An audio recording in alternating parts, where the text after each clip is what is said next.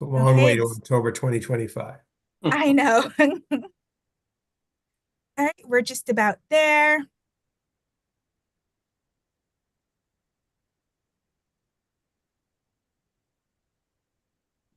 If my voice is shaky, it's because we have no heat. Well, we are now streaming.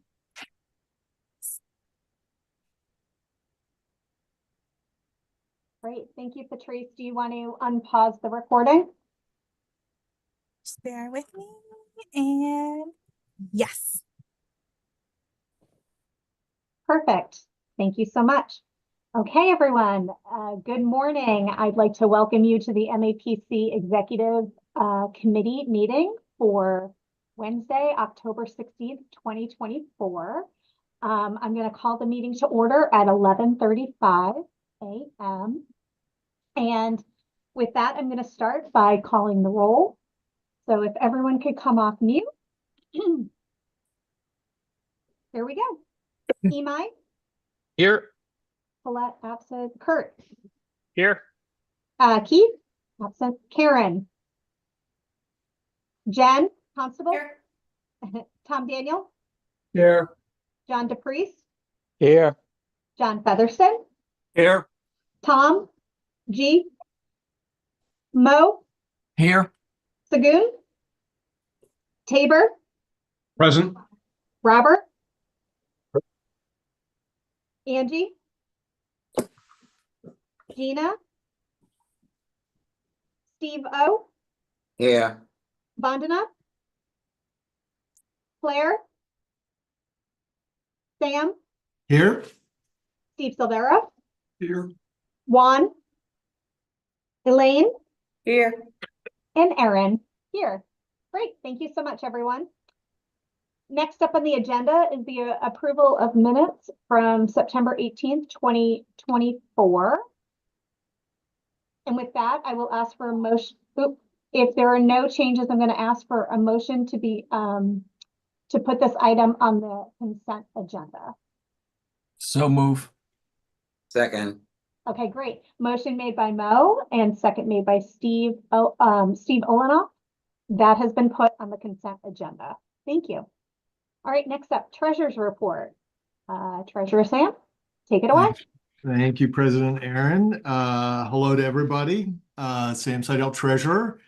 We are looking at the July 2024 income statement this month, and everything looks in pretty good shape. I'll point out a couple of things. It's the start of the fiscal year, so we're just kicking off the implementation of the budget that we had passed earlier. We have a new overhead rate, which was approved at 124%. So that's going to be our target over the course of the year. And then the only number that I will, just as we scan across, because this really is the first month of the year, so there's a lot of things to happen over the course of the year, is that you'll see down at the bottom, our net income is in the red, 42,000. And the reason for that is pretty straightforward in a way, which is simply that as you know, we've been expanding the benefits package for employees at MAPC to make MAPC both attractive and competitive in the marketplace. And one of the benefits that was expanded was an additional week of vacation time. So new employees and people who were at 2 weeks of vacation now are at 3 weeks. And that obligation of that time to take off gets booked, if you will, in the month of July. It gets booked at the beginning of the year. So that increases our indirect expenses. It's also a month when there's a lot of vacation time, July in the summer, when people take time off. So less gets booked against direct labor or the bills to clients where we actually can book the revenue. So that accounts for both the what I'll call the deficit of 42,868 and also the high overhead rate for the month of July, 139.2%, which is well above the 124. But we feel comfortable that over the next 11 months, all those numbers will balance out, particularly this sort of this large number that shows up early in the month. There's nothing else here that I particularly want to draw people's attention to, and that concludes the treasurer's report. Great. Any questions or comments for Sam? Seeing none, I will entertain at this time a motion to put the treasurer, the approval of the, oh, sorry, Mark, go ahead. Sorry, Sam and Anna and I have been communicating. I'm not quite sure who planned to report on this today, but I did feel that the executive committee does need to know that in the weekly review that we do, we discovered that apparently someone had hacked into our funds at Eastern Bank and withdrawn a certain amount of money from those funds. I believe we caught it very early. I believe there were 4 instances. The name associated with the withdrawal is not an authorized party to withdraw and is unknown to us. I mean, not familiar to us. And the total amount was $22,000, which is much lower than it could have been. Anna and Lourdes deserve some credit for finding this almost immediately in her weekly reconciliation. And we were immediately in touch with Eastern Bank, have filed a claim for those funds, and even more importantly, are trying to get to the bottom of why the bank did not contact us for direct authorization before the withdrawal, which is what is supposed to happen, even though there are only 2 parties that are eligible, 2 external parties that are eligible to withdraw funds from MAPC accounts. Every one of those withdrawals has to be independently verified before we proceed. So I felt for due diligence perspective, people ought to know about this. I do think it's well in hand. And I will just add that Anna did make me aware of it.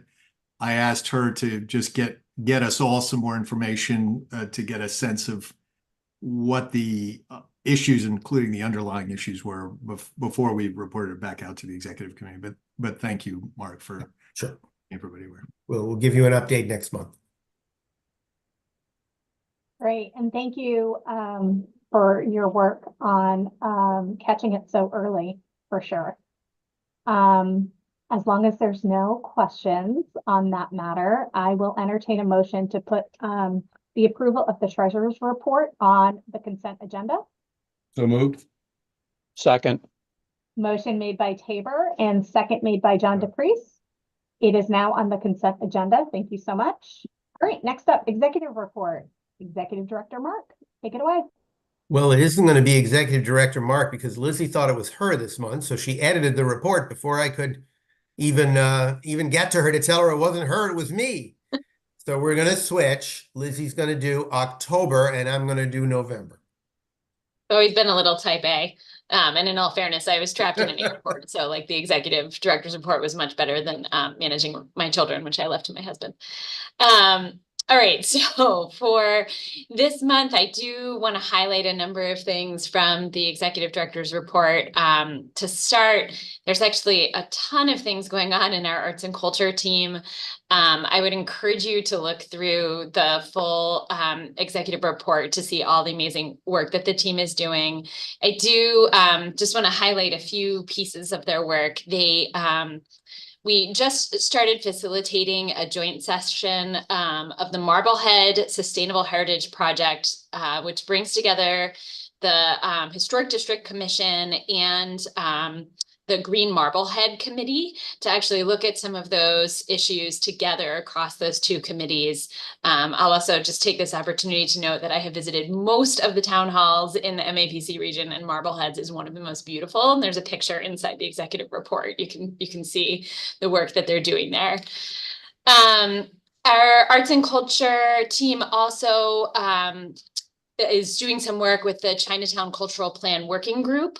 And we just gathered to celebrate the completion of the Chinatown Cultural Plan process. It's been going on for a while, kind of a really good piece of work that we have been doing in the community for a long time. And it was a really great event to culminate that work. Highlighting some stuff inside our clean energy team. We had a really great webinar on October 7th. I think some folks were there, folks from some of our communities were there to launch our new municipal solar and storage resource guide. And this is a guide that's used to support municipal staff and energy managers and community leaders as they're navigating solar and storage planning, which is like a very complicated issue for cities and towns. We have a website. There's, I think, a link to it inside the executive report, which was put together by our communications department. This work was funded a little bit from Green Communities and from the Barr Foundation. And we intend to keep adding to it as there's more information available. We also, this past month, the clean energy team worked closely with the government affairs team to draft a really big letter with about 30 organizational signatories on extreme heat. It feels chilly now, but when we were drafting this letter, we were actually in like one of our sort of an unprecedented September heat wave. And we know that heat is a serious and increasingly serious issue for our cities and towns. And so the administration actually asked us to weigh in on this issue. And so we did. There was a lot of regional planning agency sign-ons. And I think that we will probably do some work with the administration, likely in the spring, to highlight some of this work. I want to highlight a couple things happening inside the community engagement team. In September, the team hosted the first of 8 virtual community engagement conversations. I would encourage you to sign up for these if you haven't already. I'm glad to drop a link into the chat. These are really focused on municipal folks and grassroots leaders who are interested in kind of learning a little bit more about a community engagement principles, strategies, frameworks that help shape our work at MAPC. I think the team really thought we were going to get about 20 people to attend. I think over 100 people registered and over 70 people attended. So managing the breakout rooms became a little more challenging, but luckily that is like what they are most well versed in doing. So it was a really good conversation. The team also recently led, and I shared this with the officers, I think last week, a half-day retreat for the mayor of Salem and the mayor's leadership team in Salem. This is something we've been increasingly asked to do, to kind of come in and help mayoral teams and municipal leadership teams think through some of their leadership skills and to kind of better facilitate communication. And the mayor was incredibly grateful and has already reached out again to help put some of the elements that were raised there into practice for his team. I want to highlight some of the work that our environment team is doing. I think folks know for almost 2 years now, we've been advancing the Accelerating Climate Resilience Program, which basically brings in grant funding support to MAPC that we then offer as pass-through dollars to cities and towns who want to engage in climate resilience implementation projects. And so this year with the grant, we have been holding site visits, and we just recently completed site visits in Braintree, Cambridge, and Watertown.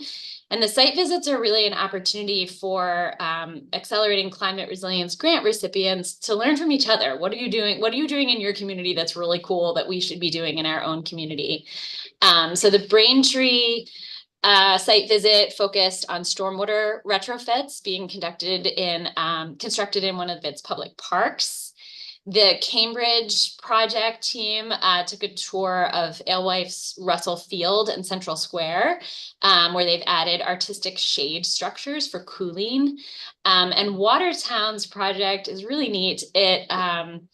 The city has partnered with school and local artists to create community gardens and provide climate educational programs.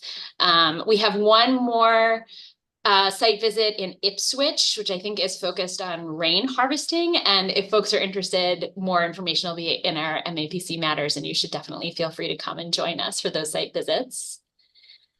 I think many of you attended the MARPA conference, which was just last week at the College of Holy Cross in Worcester. This is the conference that we host every year together with the other regional planning agencies and the Division of Local Services. Lieutenant Governor Kim Driscoll was there. She talked a lot about her love of planning and proudly wore her I Dig Culvert sticker that was made by Matt Walsh on the government affairs team. We also had 4 secretaries there that participated in a secretariat panel, and a number of folks across our region and across the state participated and helped lead the breakout sessions.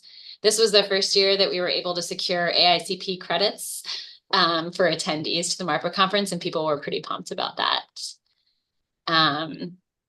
I think most of you attended our council meeting last week where we gave out our legislator and legislative staff of the year award. We're doing a follow-up email soon, so you'll see some great pictures from the event. We also were able to recognize former MAPC employee Heidi Anderson, which was really special for a lot of us. And I appreciate it. I know a lot of you came up and spoke with Heidi at the event, and I know she really, really appreciated the opportunity to be there.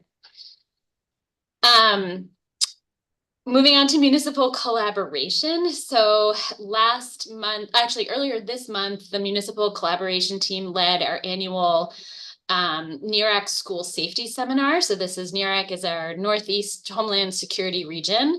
And we do an annual school safety seminar that brings together first responders and school personnel and other folks that are involved in helping to support student safety in schools. It's usually a really incredible event. I couldn't attend this year, but it was in Burlington.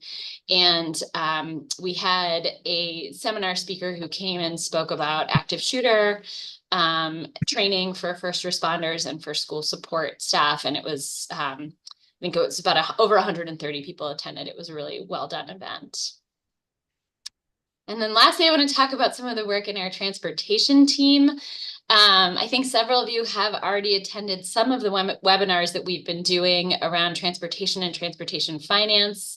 We took a slight departure from that this past month and did a webinar event about how the T is taking on climate resiliency. We had 175 people participate in that webinar. It was really well attended. And it was really a chance for the T relatively new climate team to kind of highlight the work that they are doing around resiliency and even some adaptation to protect the T's assets. The last piece that I want to highlight for folks is actually kind of late breaking information. I'm very excited to announce that we learned on Friday of last week from Senator Ed Markey that MAPC will be receiving a $21.6 million congestion relief grant from the Federal Highway Administration. The award funds a handful of initiatives, most notably Blue Bikes expansion, adding about 400 new bikes to the system, 100 of which will be electric bikes. Also adding some new stations and making greater investments in some of the existing stations. It will also expand some fixed route and on-demand shuttle services, like Transportation Management Association type shuttle services in Boston primarily, and then allow for the creation of a new trip planning and payment app. We were the lead applicant on the grant. It was like a bit of a shot in the dark that we applied. And there was a pretty great team here that worked on applying for that. Travis, Mara, Julia, and Eric Barassa, all in our transportation team, deserve enormous praise. We are working right now on a public announcement. This is still relatively private because we don't actually have the official announcement from FHA. So we will be doing a public announcement, ideally within the next day or so. I think that's everything. Great. Thank you so much, Lizzie. And congratulations to the transportation staff, obviously, and all of MAPC for securing that wad of money. I think that's what you call it when it's over 20 million, right? It was a little overwhelming when we first learned of the number. Our staff immediately asked if we were going to hire new staff to help us support the grant implementation. And we might try to do that. will probably come from electronic transfer opposed to coming in paper form. So Yeah, it would be a really big check. yeah. All right. Does anyone have any questions or comments for Lizzie? Steve? Yeah, I've never been to a APA meeting, but was there anything new or anything changed in this con? It sounded like everyone had a good time, but what's new or changed that happened there, if anything? I think so. I think again, we've been doing this conference for, I think this was my 9th or 10th MARPA conference. The Lieutenant Governor really highlighted a lot of the ways that the administration is looking to work with the regional planning agencies. So she talked a little bit about the recent federal funds bill that finally passed, which will bring essentially match money into the state that we can use to actually apply for additional federal grants. So she talked a lot about that. And she talked a lot about the work that the RPAs did to try to get the Municipal Empowerment Act across the finish line last session. That didn't end up happening. I think it's still in the mix, but we did hear they announced, the Lieutenant Governor announced from the stage that they intend to refile Municipal Empowerment Act 2.0, and that they are actually still seeking input on that from groups like ours and from cities and towns if there are things that we really need to see get across the finish line. So we worked really closely with the administration on that piece. So we were really glad to hear her talk about that.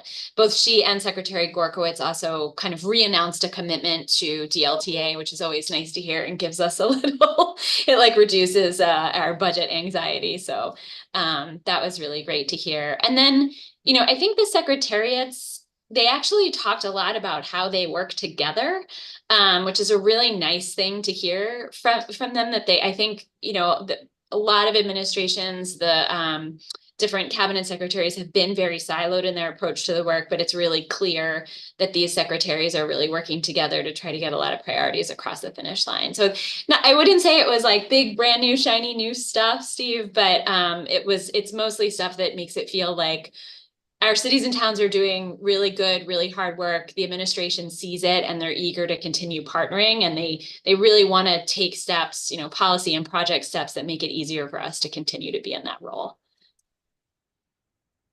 And I should also say, I don't think I noted this, Norman Abbott on our government affairs team did just the lion's share of the work in planning this conference. We always get some help from our sister RPAs around the state, but really Norman was like boots on the ground getting everything ready. And I think this was probably the most smoothly run MARPA DLS conference we've had. So just if you get an email from him, write back and say thank you.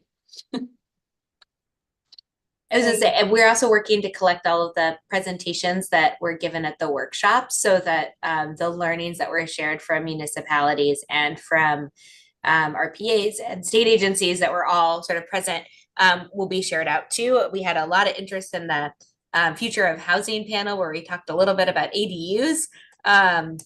The spoiler there is that there's no news yet. The administration is still working on how to implement, but it was a really robust conversation. And I think that happened across all of the workshops. Great. Thank you so much. And I dropped the top, because I have the program right here. I dropped the program topics in the chat, just in case. Thanks, Erin. Are interested in those topics. I loved every workshop I went to. I learned something new, which is great. And I know my town administrator who also went, we did opposite workshops. He also had a lot of things he brought back as well. So I look forward to seeing those presentations. So thank you for your work on that. Thank you. Any other questions or comments before we move on? Okay, great. And thank you, Lizzie, for that update. Sure. Okay. Next up is the report of the Legislative Committee, Leah. I know Keith is in P-Town, enjoying some time there. So Leah, will you give us the update? Sure. So I can share that the Legislative Committee is deep in its work preparing recommendations for this committee for what the agency should be endorsing for next legislative session, both looking at continuing priorities that we the body has endorsed previously that we want to bring forward in our work, and also those new ideas based in MAPC's research and in the many conversations we're having with municipalities, coalition partners, and legislators that are missing from our current lineup of priorities. Today, we talked a little bit about the universe of existing priorities that has been pointed out is at 7 pages long, is lengthy, but important for connecting some of those disparate areas that folks might not realize are so connected on the municipal front lines. So we are going to be working with the committee over the next month to really pull that together for your consideration for next session. Our doors open. We are excited to talk with you if there are ideas that you think we should have on our minds if they aren't already. We've, I think, talked with at least 100 people at this point across the team. We're really trying to broaden our reach and make sure that we're being reflective about what has happened and what hasn't yet. In terms of what hasn't happened in this session, we are not giving up on this legislative session. The legislators are still in their seats until December 31st, when we get ready for the next session to start. One of our big priorities that we are still hoping to move and we are hearing positive signs about is the Economic Development Bond Bill. And particularly within that bill, we are pushing for SAFE 2.0, the public health modernization proposal that has passed the legislature successfully, unanimously even, made it all the way to Governor Baker's desk and was vetoed. So we are hoping that will again emerge. It is a different set of legislators to be considering the proposal because it is within an economic development bond bill. So we've been reaching out to those legislators and also working really closely with MPHA, and we're so grateful for Omi, who is there and also on our legislative committee. So we worked on a municipal leaders letter of support. We did send in that letter just this week with over 80 signatories, but there's still time. If you did not get to sign that letter, your municipality has not, we are going to be sending in another version of the letter. So I go deep on this issue because we really think this is our shot at getting the bill passed. So encourage you to share it with others in municipal government who may want to take the opportunity. So I'll drop that in as soon as I'm done talking. We're also still hopeful for a climate bill getting passed, particularly with those siting measures that the Siting Commission worked on and many other environmental priorities that the agency has pushed over the years. But I do have one win to leave you with, the federal funds bill that Lizzie mentioned that leverages interest from the rainy day fund. Was signed into law end of September, and it includes within it $50 million up to for municipal and regional project matching, as Lizzie mentioned, and also $12 million for technical support that can be offered. And we're still working with the administration on how all of this gets implemented and making sure that there's clarity for cities and towns as everyone is working towards getting these applications in with such potential benefits for communities and residents. That's what I've got. I've got one more. Actually, the supplemental budget last supplemental budget of the year was filed. That is on the move. Hopefully, maybe it gets confusing because the governor released it on the same day the legislature moved on the last supplemental budget, which was filed in the spring. So we do think this is the last supplemental budget for this current fiscal year, and we believe the legislature might try to add some additional policy priorities to it. We will keep you posted as we hear more and try to get more of our priorities over the finish line in these last few weeks of session. Great, thank you, Leah. Mark, I see your hand raised, well, virtual hand raised. You are on mute. Sorry about that. A question for Leah, just to clarify. When you say the last supplemental budget of the year, you mean to balance the books from last fiscal year, right? So FY24. Okay, fine. Yes, we are currently in 3 fiscal years right now within the government affairs team, which makes it very confusing because we are also working on our draft letter now to the administration about fiscal 26. And what are those priorities we hope the administration will consider including in their proposal that comes just in the third week of January, so very soon. Yes, they are in government affairs, all time travelers, everyone. The thing I wanted to say was just a little something about SAFE. If your community has not yet signed on to the letter and wishes to sign on to the follow-up letter, SAFE is not just like, well, the public health folks have a bill, just like the transportation folks have a bill, and the housing folks have a bill, and the climate folks have a bill. SAFE is the way we deal with COVID. SAFE is the way we make sure that our public health infrastructure is better trained, better equipped, and more fully staffed to deal with the next pandemic than we were able to do the last time around. There's been, I feel, relatively little learning from the pandemic. And this is one way to learn. This is actually a way to be better prepared because it will happen again. And I think particularly for us as a planning agency and for all of you as the executives of this planning agency, one of the things that we learned from COVID is that we need to better plan for these emergencies. We need to be prepared for them. That's actually one of our roles, is to help prepare us for things that don't happen all the time. And I would strongly encourage you on your own, if you're able to do so, or by communication with your mayor, your manager, your public health director, or your select board to get onto this letter and to push for the passage of SAFE. Thank you. No one on my team knew I was going to say that, and probably were scared I would get something wrong. Okay, great. Any other, thank you for dropping the link in the 2 links in the chat, Leah. Appreciate it. Any questions or comments while I look for our agenda here? Any questions or comments on the legislative update? Great.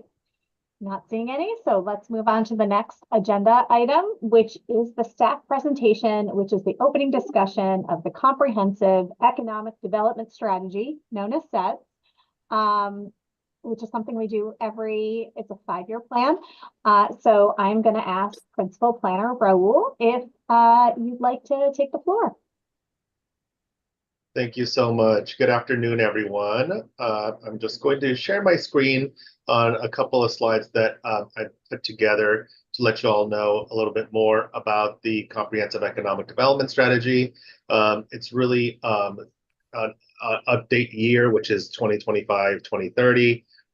It's essential for shaping the economic future of our region and really is a roadmap for us that promotes growth, resilience, and equity, particularly when we work with partner entities in accessing Economic Development Administration funds and projects. It's really a federal designation, particularly as MAPC is an economic development district. And we're just committed to fostering the growth and resilience of our region, and really happy to present to you all, our game plan for this SEDS update. So just jumping in on what the SEDS is, it's a strategic planning document that guides regional economic development. It's required by EDA for regions seeking federal funding. The main goals of the SEDS are to foster job creation, business growth, and economic resilience while promoting equitable, sustainable development and aligning with local, state, and federal priorities. And as you see here, our current SEDS, 2020-2025 SEDS, is pictured here, and I think I can share that on my files if I'm able to. Let me hit, oops, access chat. Here, let me share with you the previous SEDS, the current SEDS, and definitely give you a little bit more information. So the key components of the SEDS include an economic assessment that analyzes regional conditions, challenges and opportunities, and a strategic direction with long-term goals for growth. It's an action plan outlining specific performance metrics and tracks progress as well. We do provide an update every year to the to EDA. Regional collaboration is essential in this process, particularly involving public-private and nonprofit partnerships to address economic challenges. And the focus areas really include economic diversification, workforce development, infrastructure improvements, resilience to economic shocks, and prioritizing equity for underserved communities. Just taking a look at our current SEDS, which we created in 2020, it contains 3 main goals. Our first goal focuses on empowering residents to withstand economic hardships for up to 6 months. This includes enhancing workforce development to eliminate employment barriers for BIPOC communities, combating predatory lending by strengthening financial protections, and providing income enhancements to help low-wage earners reduce household expenses. Our second goal is about diminishing the wealth gap and fostering equitable economic opportunities. It includes improving access to stable housing for BIPOC residents, supporting community-driven economic systems, addressing financial inequities through tax reform, and ensuring the resilience of BIPOC-owned businesses. And our last goal is really to ensure everyone has equitable access to jobs, goods, and services, really thinking about having housing near employment hubs, expanding digital access for remote work and education, particularly as the pandemic was hitting us in full force around that time, and improve transit options for more affordable and convenient access to services.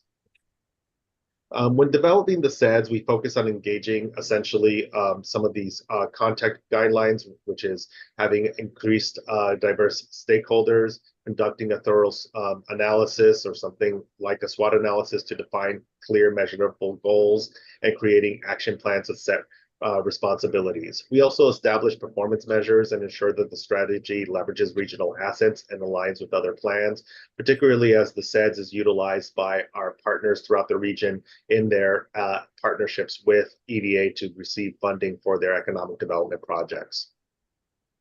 The content guidelines within this previous 5-year period has emphasis on promoting economic resilience by preparing for potential disruptions, no surprise there, but also focusing on equity, inclusivity, making sure that community members benefit from economic development efforts.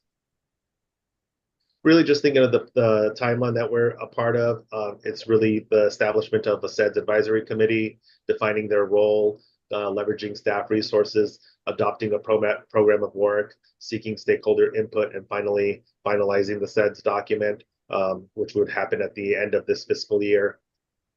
We really want to make sure that we have broad and diverse participation in the stakeholder engagement. That includes the public sector, private interests, nonprofits, what have you. Really, it's also essential to document how the stakeholder input was solicited and contributed to the development of the SEDS and the formation of the advisory committee. Really something that we want to connect with EDA on especially.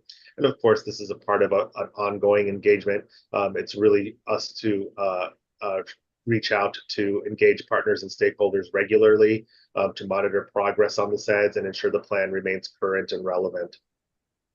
The Economic Development District is governed by the Executive Committee. It's the governing board. It holds the responsibility for approving the final comprehensive economic development strategy, ensuring that it aligns with the district's economic goals and priorities. That being said, the more of the day-to-day work is done through the SEDS Advisory Committee, which oversees the process, ensuring the strategy meets its regional needs. It includes broad representation across sectors, engaging in regular monitoring, and develops the action plan focused on its equitable growth, especially.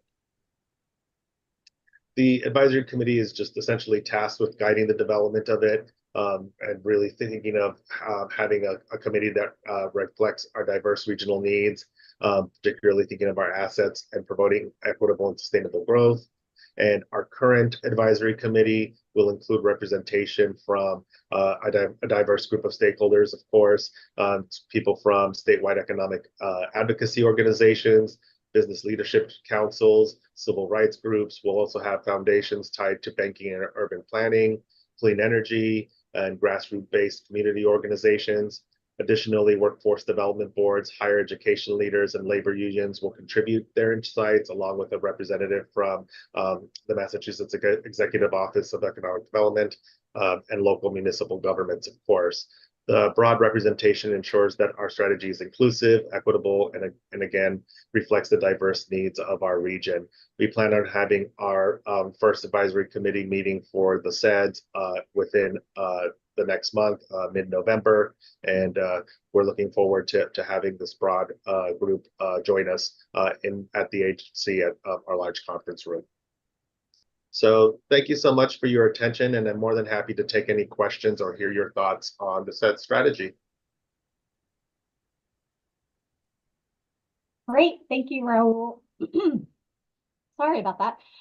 Thank you so much. Does anyone have any questions or comments about SEDS or about what you just heard?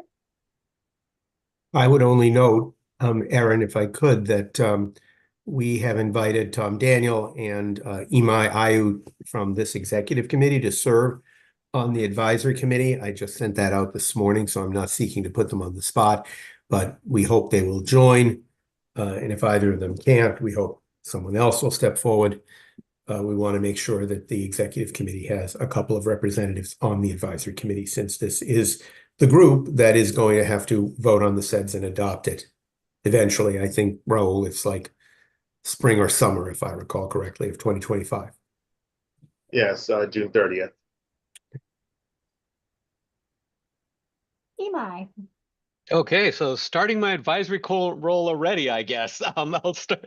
I would just wonder, in the makeup of the advisory committee and roles, we sensibly so look at a lot of, people who have stakes in economic development, but do we risk kind of siloing this plan to the detriment of other considerations, particularly when we talk about like, sustainability as a three-legged stool, right? Do we risk siloing this plan to the detriment of environmental concerns?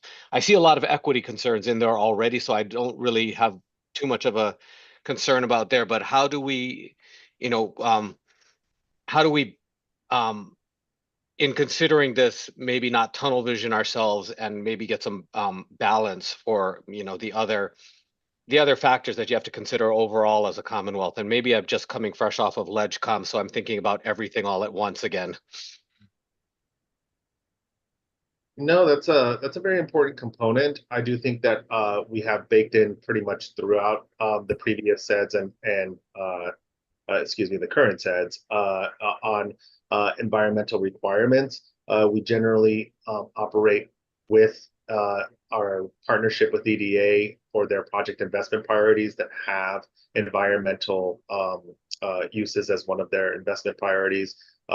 Thinking to ourselves, the city of Gloucester applied for a couple $1 million to EDA for flood wall improvements to their wastewater facilities, given the effects of climate change. That their wastewater plant was very close to the water, and EDA approved that under their climate priorities. So I would say that that's absolutely a place where we can definitely think of opportunities on representation on the board. You're putting me a bit on the spot as we're still doing a bit of outreach, but I do think we do have representation from especially a lot of equity-based groups, but definitely can think about additional representatives as well. I'm sorry for putting you on the spot. I only did it because Mark put me on the spot. So really, I'm just passing it along. Great, thank you, Imai. A lot of breaking news with requests to be added to steering committees and federal funding and all the good stuff. All right, any other questions or comments? Yeah, Erin, if I could just jump in, I'm happy to serve. Oh, yes, hi, Tom. Thanks. Happy to serve and appreciate opportunity to work with Raul again, having worked on a couple of these in the past. So thank you for the invitation, Mark. Great. Thank you. Thank you so much. And thank you, Tom and Imai, for your time on this project. Really appreciate it. Any other questions or comments before we keep it moving? Great. All right, Mark and Lizzie, any other business not known at the time of posting this agenda? Yes, I have only one small report to give. I would appreciate it if Lizzie remains on board, but if other staff and Patrice, because she's keeping minutes, obviously, but if other staff could excuse themselves, I would appreciate it. And we just have one other small matter of business. Oh, Mark, may I please have clarification? Would you like me to leave or stay? No, you can stay. Would you like me to stop the recording? How would you No, like this to no, work? No, all of it all stays on. That's fine. Okay, then I will mute myself. So I did actually just want to add one exciting bit of news. This was not the reason that anyone had to leave, but just one small exciting bit of news on the hiring front. As Lizzie is well aware, Sarah Philbrick, who you may recall for many years was well, not many years. She's too young for it to have been many years, but she had a decent period of time. I would say about 4 years of service at MAPC in the Data Services Department as an analyst. And she left during COVID and went to CTPS for a little while and is now coming back as our research manager. So we're very excited to have Sarah rejoining us. I know that a number of you have worked with her in the past, and some of you may have continued, like Steve may have continued to work with her, on the MPO when she was at CTPS, as she still is at the moment. But soon, I believe the beginning of November, she will be joining us here at MAPC, and she'll become the research manager. It's also a very important step within the Data Services Department because Jessie was really doing 2 jobs at once. She was research manager and director ever since Tim left. And so I think she is Jessie Partridge, probably the happiest person to have this position filled. And Lizzie and I are thrilled as well. So I did want to make sure that you were all aware of that and welcome Sarah when she rejoins us at the beginning of November. I also wanted to say, obviously, we are continuing to monitor the unionization drive, which I know I've reported to you on before. Not going to have a long conversation about that here, but I did want to just say we are in a holding pattern of waiting for rulings from the state, really on 2 separate issues. One, a so-called jurisdictional question, and the other more a numerical question that will jointly, when these decisions are made, constitute the decision by the Department of Labor Relations about the petition to establish a bargaining unit here at MAPC. We are in a holding pattern. We have expended a considerable amount of resources as we must to deal with this issue. That would be the case whether the union is certified or not, because the union is not, currently we need the legal assistance to go through the DLR process. But if a union is certified here, our legal staff is not in a position to manage bargaining on their own. That's not an area of their greatest expertise, even though they learn it, obviously. So we will need we do need and we will need outside counsel regardless of whether the union is certified or not. In addition, there are some benefit decisions that we've had to hold on because the way the law is written, you not only can't do things that might be considered retribution or retaliation. Obviously, we would never do any of those. But interestingly, you're also restricted from doing certain things that are actually quite good for the staff because they might be misinterpreted as a break against organizing. So, just as an example, we are going to increase the number of weeks of paid FMLA leave from 6 to 8. That's been a long-term goal of Lizzie and mine. It was 4, then it was 0 once, then it went to 4 for a long time. We raised it to 6 last year, and we're raising it up to 8 now. I know the staff is very happy about that. That we can do, but we were going to combine it with a change in our short-term disability policy, which for complicated reasons regarding bargaining, we felt we could not do at this point in time. So, it has a little bit of an impact on our day-to-day operations, but we're dealing with it as best we can. And we have no decisions yet, no final decisions yet from the from DLR. We had a preliminary decision, but we're awaiting now a final decision. And we will keep you informed. We will keep the officers informed as we get any information on this. Because I'd rather not have a discussion about it right now.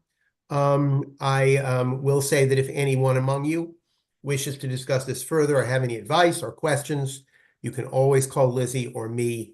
We would be glad to discuss it with you fully. Thank you. Thank you so much, Mark.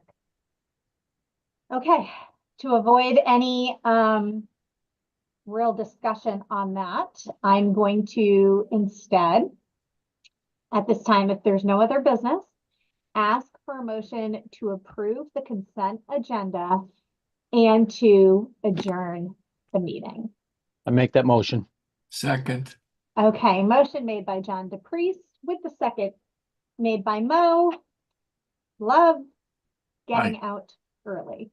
So if everyone could get off of mute, I'm going to call the roll for vote. Here we go. Imai, Aye.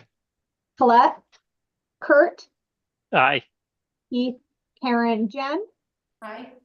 Tom, Daniel, Aye. John DePriest, Aye. John Featherston, Aye.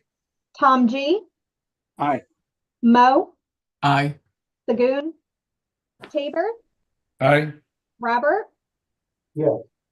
Angie, Gina, Steve Olenoff, Aye. Vandana, Aye. Claire, Sam, Aye. Steve S, Aye. Juan, Elaine, Aye. and Erin. Aye. And with that, motion passes. The meeting is adjourned at 12:25 p.m. Please enjoy the rest of your day.